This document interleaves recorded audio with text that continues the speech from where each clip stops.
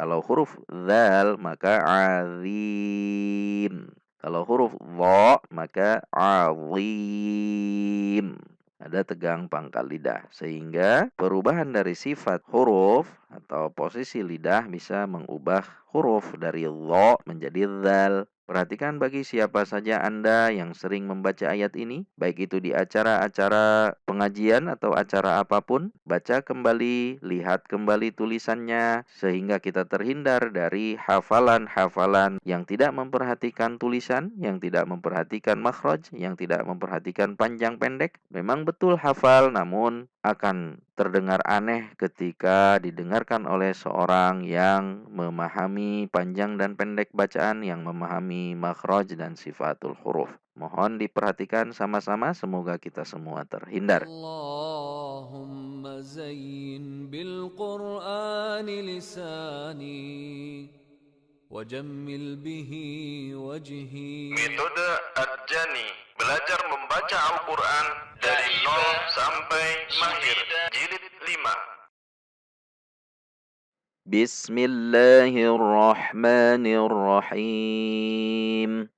Berjumpa kembali dengan metode Ad-Jani dan alhamdulillah kita masih melanjutkan penjelasan mengenai cara membaca Quran surah Al-Baqarah ayat 255 atau yang kita kenal dengan ayat kursi. Ini adalah bagian yang keempat atau insyaallah ini bagian yang terakhir dan merupakan lanjutan dari 3 bagian sebelumnya. Sebagaimana biasa, video tutorial kali ini juga disampaikan dalam versi mengeja dengan harapan siapapun Anda dapat mengikuti dengan baik. Dan silakan Anda klik tombol subscribe, lalu klik lonceng notifikasi agar Anda selalu mendapatkan informasi terbaru dari video-video kami, lalu share kepada orang-orang terkasih. Semoga ini menjadi wasilah amal jariah kita bersama. Amin.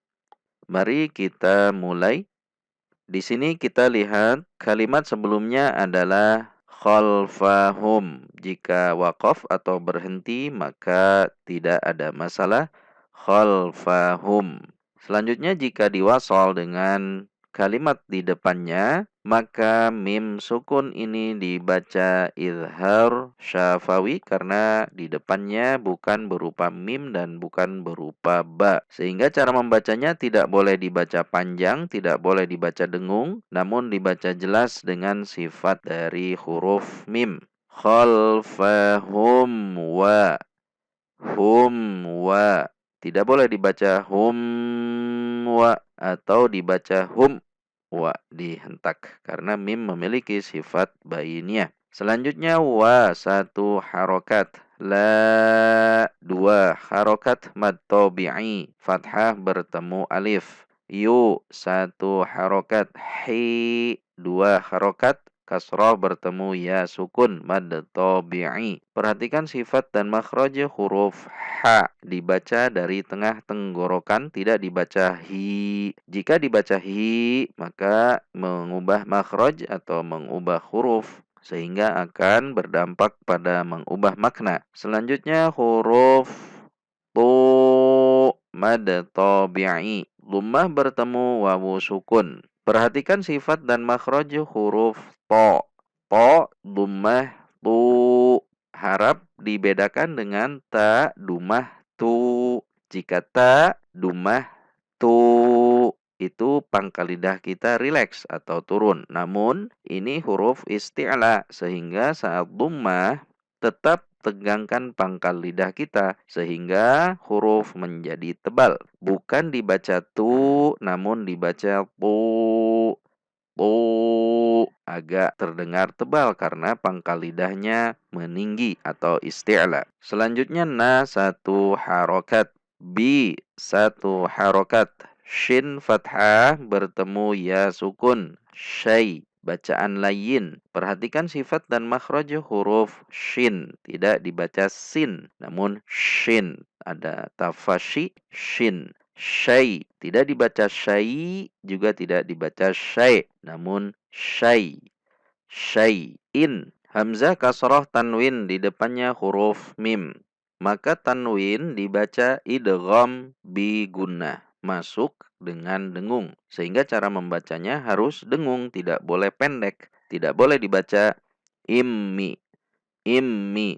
Namun immi, immi karena idgham bi gunnah. Sehingga ketika disambung perhatikan bi syai'im min, bi syai'im min.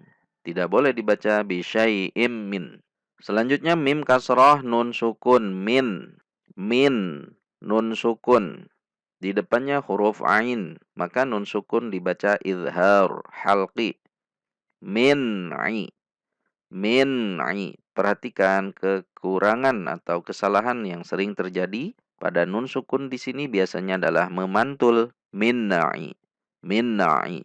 Itu saat melepas titik makhraj nunnya terlalu cepat atau mungkin terlalu kasar sehingga menimbulkan bunyi pantulan min, min, min. Nah itu hati-hati, harus diperhatikan. Harusnya tahan di titik nun sampai mengucapkan ai. Namun tidak boleh juga terlalu panjang karena ini bukan bacaan gunnah tapi bacaan izhar. Tidak boleh dibaca min ai. Itu bacaan gunnah. Min ai. Namun dibaca min ai. Min ai. Tidak juga boleh dibaca mit ai. Mit ai. Itu bacaan menghentak sehingga sifat dari nun sukunnya menjadi hilang. Selanjutnya ain kasrah masuk ke lam sukun ail, ail. Perhatikan sifat dan makhraj huruf ain, dibaca ai, tidak dibaca i. Baca dari tengah tenggorokan. Ada usaha yang keras dari kita supaya mengeluarkan huruf ai ini dari tengah tenggorokan sehingga membedakan dengan huruf hamzah, tidak dibaca i. Ilmi, ilmi itu hamzah namun ini ilmi. Kesalahan pada lam sukun juga sering memantul ilmi, ilmi. Jadi cara membacanya adalah tekan di titik lam, jangan dilepas sampai mengucapkan mi dengan menjaga sifat bainiyah dari huruf lam. Tidak dibaca panjang, tidak dibaca menghentak. Perhatikan ilmi, ilmi, ilmi. Mi satu harokat, hi mad silah dua harokat. Namun karena di depannya ada huruf hamzah berupa alif, maka mad silah dibaca tawilah. Mad silah tawilah dibaca 4 atau 5 harokat. Lima harokat. Bagaimana panjangnya 5 harokat? Yaitu seolah-olah ya 5 kali dari satu harokat. Jadi perbandingannya jika satu harokat adalah hi, 5 harokatnya menjadi hi. Nah itu panjangnya. Hi. Sehingga jika disambung hi, begitu. Selanjutnya hamzah berupa alif kasrah masuk ke lam tasydid. Il tidak boleh dihentak, tidak boleh dipanjangkan, namun dengan sifat bainiyah huruf lam. Di depannya ada lam fathah, di depannya alif, maka bacaan mad tabi'i la sehingga dibaca perhatikan illa, tidak dibaca illa, itu lam tasdidnya terlalu panjang atau dihentak illa, tidak boleh, namun dengan sifat bainiyah dari huruf lam yaitu illa, ada hentakan dengan memperhatikan sifat dari huruf lam. Cara membedakan bagaimana membaca tasydid pada huruf syiddah, kemudian huruf bainiyah dan huruf rokhawah bisa dilihat pada gambar di bawah ini. Selanjutnya bi satu harokat, ma dua harokat mad tabi'i, shin fathah bertemu alif, namun di depannya ada huruf hamzah. Maka huruf shin ini menjadi bacaan mad wajib muttasil, dibaca 5 harokat. Perhatikan sifat dan makhraj huruf shin. Sya 5 harokat. A 1 harokat. Namun karena kita ingin waqaf, maka huruf hamzah disukunkan. Sya'a menjadi sya'. Ada hentakan.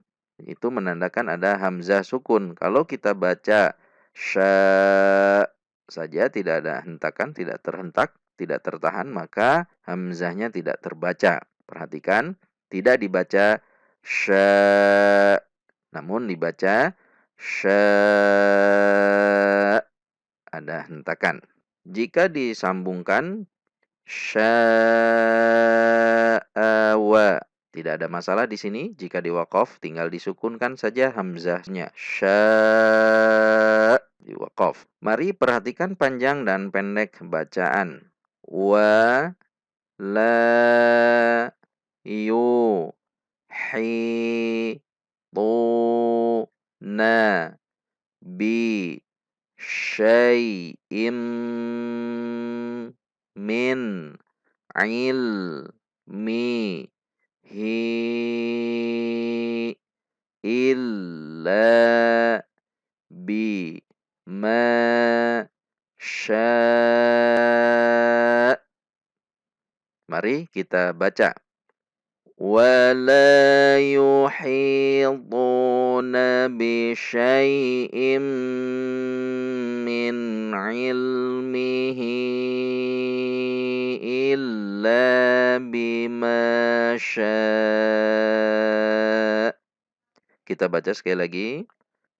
ولا يحيطون بشيء من علمه إلا بما شاء. Selanjutnya wa satu harokat, si satu harokat, satu harokat. Perhatikan sifat dan makhraj huruf ain. Tidak dibaca a, namun dibaca a dari tengah tenggorokan. Jika kita membaca masih a, maka itu sudah merubah huruf, bisa mengubah arti. Hati-hati. Itu adalah kesalahan jali. Selanjutnya kaf lummah masuk ke ro sukun, kur. Perhatikan sifat dan makhraj huruf kaf. Kaf dibaca agak sedikit dorongan ku. Namun tidak terlalu ku. Namun ku. Tidak dibaca ku. Itu huruf qaf. Namun ini kaf. Ku dengan istifal. Ra sukun sebelumnya dhammah, maka ra dibaca tebal. Kur. Tidak dibaca kur. Itu tipis, namun dibaca kur dengan menegangkan pangkal lidah. Selanjutnya si. Sin kasroh masuk ke ya tashdid. Siyu. Ya dhammah satu harokat. Siyu. Tidak dibaca siyu. Kalau dibaca kursiyu, maka ya tashdid menjadi hilang. Namun dibaca kursiyu. Anda bisa melatihnya. Kursiyu. Selanjutnya ha dhammah masuk alif lam samsiyah huruf sin. Hus. Tidak tertahan. Tidak dibaca hussa. Namun dia tidak tertahan atau mengalir. Hussa. Kursiyu hussa. Sin fathah satu harokat. Sa. Selanjutnya mim fathah harokat berdiri. Mad tabi'i dua harokat. Wawu fathah bertemu alif. Wa dua harokat. Ti satu harokat. Perhatikan sifat dan makhraj huruf ta. Meskipun ada dorongan udara saat mengucapkannya, namun tidak dibaca dengan terlalu. Tidak dibaca ti. Namun dibaca ti.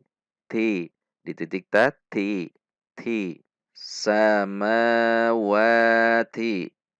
Selanjutnya wawu fathah masuk ke alif lam qamariyah. Wal.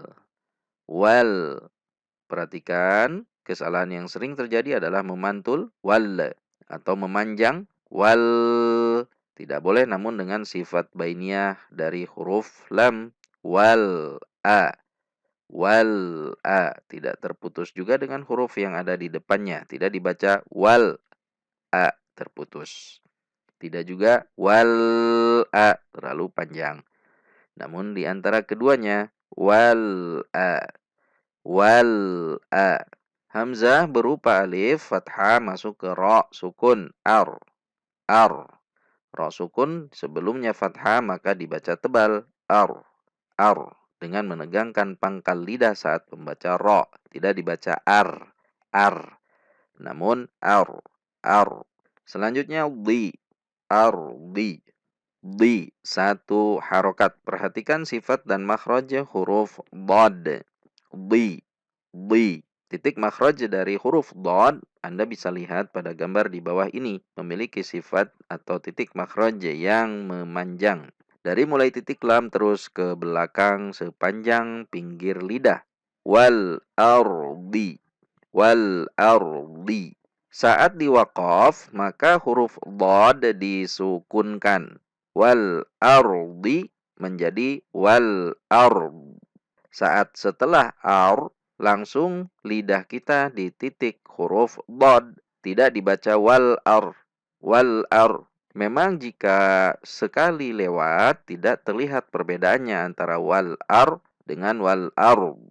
Namun, nanti akan terdengar bedanya ketika kita berakhir pada titik makhrajul dhad. Sehingga huruf dhad tetap dibaca. Kalau tidak dibaca, maka itu kesalahan jali. Bisa mengubah makna. Wal ar. Wal ar. Namun ini wal ar. Lidah kita langsung di titik dhad karena huruf dhadnya disukunkan. Wal ar. Seperti itu. Mari perhatikan panjang dan pendek bacaan. Wa si a kursiyu hussa ma wati wal ard. Langsung di titik dhad. Mari kita baca. Wasi'a kursiyuhus samawati wal ard. Kita baca sekali lagi. Wasi'a kursiyuhus samawati wal ard. Selanjutnya wawu fathah satu harokat, wa la dua harokat mad tabi'i, ya satu harokat, u hamzah dhammah bertemu wawu sukun dua harokat mad tabi'i. Du satu harokat. Perhatikan sifat dan makhraj huruf dal sama dengan huruf ta. Tu dengan du. Tidak dibaca tu dengan du seperti dunya bahasa Indonesia berada di langit-langit atas. Namun ini di belakang gigi seri atas sedikit menempel pada gusi gigi seri atas. Du. Ya udu hu mad silah. Ha dhammah terbalik mad silah qasirah. Dua harokat. Hi, perhatikan sifat dan makhraj huruf ha. Hi, tidak dibaca hi. Namun hi dari tengah tenggorokan masuk ke huruf fa. Huruf fa, perhatikan sifat dan makhraj huruf fa, tidak dibaca pa. Sehingga tidak dibaca hip, hip, namun dibaca hif, tidak tertahan. Hif, hif, tidak tertahan. Selanjutnya lu. Huruf lo memiliki titik makhraj yang sama dengan huruf tha dan huruf zal. Perhatikan. Sehingga tidak berbunyi zu. Kalau berbunyi zu itu posisi di belakang gigi seri atas. Sementara ini di bawah gigi seri atas. Perhatikan zu. Zu. Tidak zu. Zu. Itu dengan zai namanya. Karena posisi ujung lidah berada di belakang kedua gigi seri. Namun dibaca zu. Dengan menegangkan pangkal lidah. Sehingga yang membedakan saat dhammah adalah antara dha dengan zal adalah di pangkal lidah. Kalau huruf zal dibaca zu. Kalau huruf dha dibaca zu. Pangkal lidahnya menegang sehingga huruf menjadi tebal. Sementara ujung lidahnya sama persis dengan huruf zal, tidak berubah. Anda bisa melatihnya hifdhu, hifdhu, hifdhu. Tidak dibaca hifdhu, hifdzu itu dzal. Namun hifdzu. Dzu, hu, 1 harokat, ma, 2 harokat, mad tabi'i. Boleh berhenti di sini atau boleh wasol atau disambung dengan kalimat yang ada di depannya. Karena ini masih pendek, mari kita sambungkan saja dengan yang ada di depannya. Dan ini dibaca waqaf maupun dibaca wasol tidak ada berubahnya, yaitu tetap 2 harokat. Hifdzuhuma wa, sama. Ketika wakaf juga sama. Hifdhuhuma, 2 harokat tetap. Wa, 1 harokat. Hu, 1 harokat. Perhatikan sifat dan makhraj huruf ha. Tidak dibaca terlalu ke dalam. Hu, hu. Namun biasa saja seperti ha bahasa Indonesia. Hu, hu, hu. Wawu fathah masuk ke lam sukun. Wal, wal. Perhatikan terus lam sukun tidak boleh memantul, tidak boleh terlalu panjang, tidak boleh terputus dengan huruf yang ada di depannya. Sehingga cara membacanya Anda bisa melatihnya dengan wal'a. Wal'a. Tidak dibaca wal'a, tidak juga wal'a. Namun bainiyah wal'a. A, 1 harokat. Perhatikan sifat dan makhraj huruf ain. Di tengah tenggorokan tidak dibaca a. Hati-hati. Huwal a. Namun huwal a. Ada usaha yang keras untuk membunyikan huruf ain ada dari tengah tenggorokan. Meskipun belum fasih pada huruf ain, namun tidak sama persis dengan huruf hamzah. Selanjutnya lam kasrah masuk ke ya tasydid. Liyu. Liyu. Tidak dibaca liyu. Hati-hati. Tidak dibaca aliyu. Namun aliyu. Aliyu. Ada ya tasydid. Nah, ini keseringan kesalahan juga saat membaca ayat kursi. Aliyu.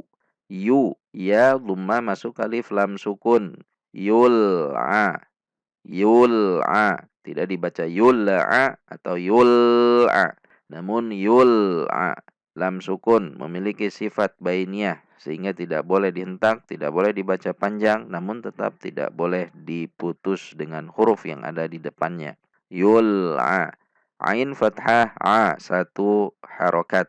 Perhatikan sifat dan makhraj huruf ain. Selanjutnya dha kasrah li masuk ke ya sukun di depannya maka dibaca mad tabi'i. Kasrah bertemu ya sukun. Li, 2 harokat. Mu, 1 harokat.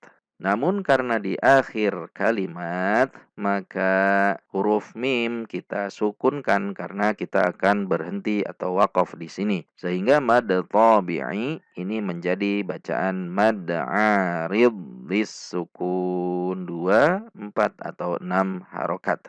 Azimu menjadi azim.